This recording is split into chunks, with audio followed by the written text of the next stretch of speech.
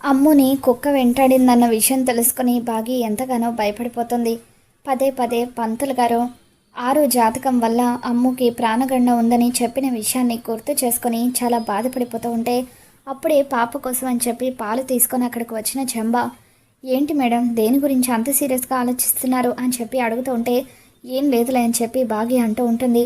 పంతులు గారు చెప్పిన విషయం గురించేనా అని చెప్పి చెంబ అడుగుతూ ఉంటుంది. దాంతో బాగి ఒక్కసారిగా షాక్ అవుతూ, పంతులు గారు చెప్పిన విషయం ఏంటి, నీకెలా తెలుసు అని చెప్పి అంటూ ఉంటే, ఇదేంటి తొందరపాటుతో నేను నిజాన్ని ఇలా బయట పెట్టేశాను, ఇప్పుడు ఏం చెప్పి కవర్ చేయాలి అనుకొని చెంబ, మరేం లేదు మేడం, పంతులు గారు ఆరు పాప పుట్టిన తర్వాత ఇంట్లో అంత మంచి జరుగుతుందని చెప్పారు కదా, ఆ విషయం గురించే ఆలోచిస్తున్నారా అని అడుగుతున్నాను, అంతే అని చెప్పి కవర్ చేస్తూ ఉంటుంది.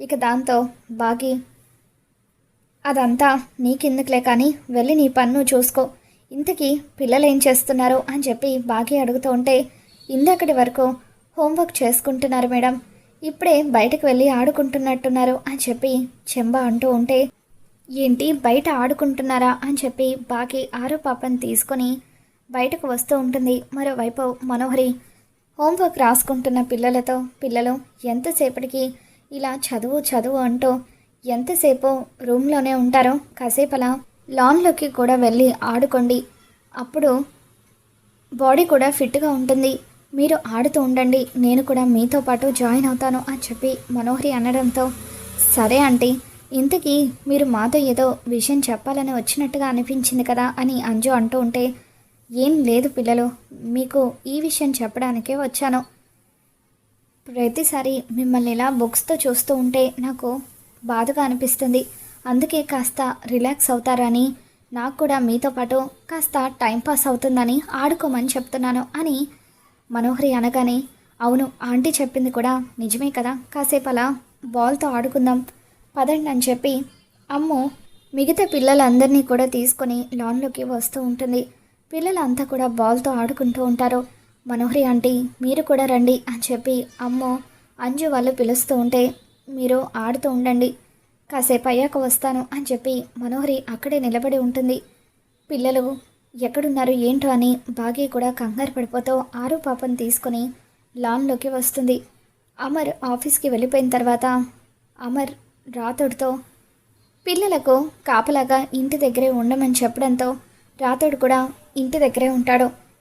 బాగి పడుతున్న కంగారుని చూసి రాతోడు, ఏమైంది మేడం ఎందుకు అలా ఉన్నారు అని అంటూ ఉంటే, ఏం లేదు రాతోడు, రాత్రి అమ్మ పైన ఒక కుక్క దాడి చేయబోయింది కదా, ఆ విషయం గురించే చాలా కంగారుగా ఉంది, ఎందుకు ఇలా జరిగిందో ఏంటోనని భయం వేస్తుంది అని అంటూ ఉంటే, మీరేం కంగారు పడకండి మేడం, పిల్లలు ఇప్పుడు ఇక్కడే ఆడుకుంటున్నారు కదా, ఏం కాదులేండి అని చెప్పి రాతోడు అంటూ ఉంటాడు.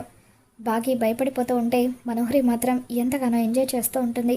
చూసావా చెంబా, ఆ బాగి ఎలా భయపడిపోతుందో, ఇనుము వేడిగా ఉన్నప్పుడే వంచాలి, అలాగే ఈ బాగి భయపడుతున్నప్పుడే తన భయాన్ని ఇంకా పెంచాలి.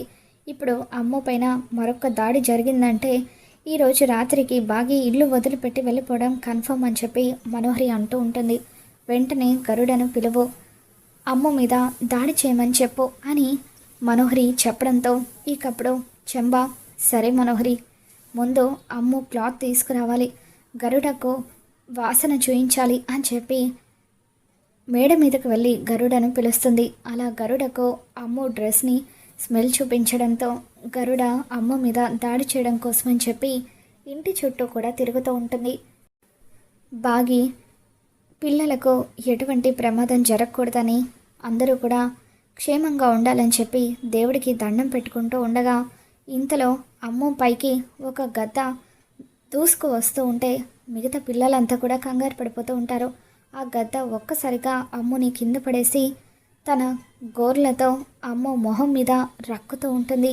అలా ఆ గద్ద రక్కడంతో అమ్మ మొహం నిండా కూడా రక్తం కారుతూ ఉంటే బాగి భయంతో కేకలు వేస్తూ ఉంటుంది. రాతోడు అక్కడున్న కర్ర తీసుకొని గరుడను వెళ్ళగొట్టే ప్రయత్నం చేస్తూ ఉంటాడు. అమ్మ కూడా భయపడిపోతూ ఉంటుంది. అమ్ముకి బాగి అడ్డుగా వస్తూ ఉంటుంది.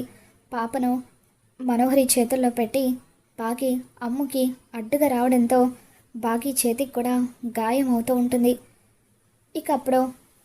ఇక చాలే చెంబా, గరుడను వెళ్ళిపోయేలాగా చెయ్యి అని మనోహరి అనగానే చెంబ మంత్రం వేయడంతో గరుడ అక్కడి నుండి వెళ్ళిపోతుంది. అమ్ముకి గాయాలవ్వడంతో అందరూ కూడా భయపడిపోతారు. బాగి ఏడుస్తూ ఉంటుంది. మేడం ఏడవకండి మేడం, ఇప్పుడే నేను సార్కి ఫోన్ చేస్తాను అని చెప్పి రాతోడు అమర్కి ఫోన్ చేయడంతో అప్పుడు అమర్ పరుగు పరుగున ఇంటికి వస్తూ ఉంటాడు. డాక్టర్ని తీసుకొని అమర్ ఇంటికి వస్తాడు. అమ్ము బాగి ఇద్దరు కూడా భయపడిపోతూ ఉంటారు. అమ్ముకి డాక్టర్ ట్రీట్మెంట్ చేసి ఒక ఇంజెక్షన్ కూడా ఇస్తారు. మీరేం కంగారు పడకండి, కొద్ది రోజులకు ఆ గాయాలు మానిపోతాయి, కానీ చాలా జాగ్రత్తగా ఉండండి. ఒక్కోసారి పక్షులు అలాగే డిఫరెంట్గా బిహేవ్ చేస్తూ ఉంటాయని చెప్పి డాక్టర్ అంటూ ఉంటారు. బాగి చేతికి కూడా గాయం అవ్వడంతో తనకు కూడా డాక్టర్ ట్రీట్మెంట్ చేస్తారు. ఆ తర్వాత జరిగిన ఇన్సిడెంట్ గురించి అమర్ తీవ్రంగా ఆలోచించడం మొదలు పెడతాడు. బాగి అమర్ని గట్టిగా పట్టుకొని ఏడుస్తూ ఉంటుంది. ఏమండి, వరుసగా జరుగుతున్న ప్రమాదాల గురించి చాలా భయంగా ఉందండి. ఎందుకో మన ఇంటికి ఏదో కీడు పట్టినట్టుగా అనిపిస్తుంది అని చెప్పి బాగి అంటూ ఉంటే, నువ్వేం కంగారు పడక బాగి, నేనున్నాను కదా, నేను చూసుకుంటాను అని చెప్పి అమర్ ధైర్యం చెప్తూ ఉంటాడు. మనోహరి ఎంతగానో ఆనందపడిపోతూ ఉంటుంది. మొత్తానికి ఈ బాగి భయం చూస్తూ ఉంటే ఈరోజు రాత్రికి అరుంధతిని తీసుకొని బాగి ఇంటి నుండి వెళ్ళిపోవడం ఖాయం అనిపిస్తుంది అని చెప్పి ఆనందపడిపోతూ ఉంటే, ఇకప్పుడు బాగి మాత్రం చాలా సీరియస్గా ఆలోచిస్తూ ఆ రోజు రాత్రికి ఆరు పాపను తీసుకొని ఇంటి నుండి వెళ్ళిపోవాలని నిర్ణయించుకుంటుంది. రాత్రిపూట లగేజ్ తీసుకొని పాపను తీసుకొని బాగి నిద్రపోతున్న అమర్ కాళ్ళకు నమస్కారం పెట్టి పడుకున్న పిల్లలకు ముద్దులు పెట్టి, నన్ను క్షమించండి పిల్లలు, మీతో పాటే ఉండిపోవాలని ఉంది, కానీ అరుంధతి పాప వల్ల మీకు ఏం జరుగుతుందో ఏంటో అన్న భయం నన్ను ఇక్కడ ఉండనివ్వడం లేదు, అందుకే నేను పాపను తీసుకొని దూరంగా వెళ్ళిపోతున్నాను అని చెప్పి బాగి అలా ఇల్లు వదిలి వెళ్ళిపోతూ ఉంటే, ఎప్పుడైతే తన ఇంటికి మళ్ళీ తను దూరం అవుతుందో అప్పుడు ఆరు గట్టిగా ఏడవడం మొదలు పెడుతుంది. ఆరు ఏడుపు విని ఒక్కసారిగా అమర్ ఉలిక్కి పడతాడు. ఆరు పాప అని చెప్పి పక్కన చూసేసరికి బాగి పాప ఇద్దరు లేకపోవడంతో అమర్ లైట్స్ వేసి ఇల్లంతా కూడా వాళ్ళ కోసం వెతుకుతూ ఉంటాడు. బాగి తన లగేజ్ తీసుకొని ఆరు పాపను తీసుకొని ఇంటి నుండి వచ్చేస్తూ ఉంటుంది. మనోహరి త్వరగా వెళ్ళిపోవే, అమర్ వచ్చేసరికి ఇక్కడ నుండి వెళ్ళిపో అని చెప్పి మనసులో అనుకుంటూ ఉండగా, ఇకప్పుడు బాగి పాపను తీసుకొని వెళ్ళిపోవడం అమర్ చూస్తాడు. ఇక వెంటనే పరుగు పరుగున బాగి దగ్గరికి వస్తూ ఉంటాడు. బాగి, ఏం చేస్తున్నావు నువ్వు? చేతిలో ఆ లగేజ్ ఏంటి? పాపను ఎక్కడికి తీసుకుని వెళ్తున్నావు? ఎందుకో నన్ను పిల్లల్ని వదిలేసి దూరంగా వెళ్ళిపోతున్నావని చెప్పి అమర్ బాగిని అడుగుతూ ఉంటాడు.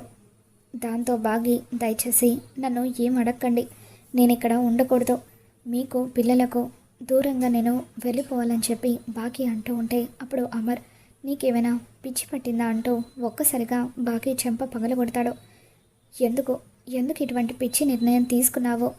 ఆరు నీ కడుపున పుట్టబోతుందని అందరం కూడా ఎంతో ఆశగా ఎదురు చూసాము, అటువంటిది ఇప్పుడు నువ్వు పాపను తీసుకొని వెళ్ళిపోవడం ఏంటి బాగి? ఎందుకు ఇటువంటి పిచ్చి నిర్ణయం తీసుకున్నావని చెప్పి అమర్ అంటూ ఉంటే, ఆరు పాప ఇక్కడే ఉంటే అమ్ము ప్రాణాలకు ప్రమాదం అండి, అమ్ము ప్రాణాలకు మాత్రమే కాదు మిగతా ముగ్గురు ప్రాణాలకు కూడా గండమని పంతులు గారు నాతో చెప్పారు.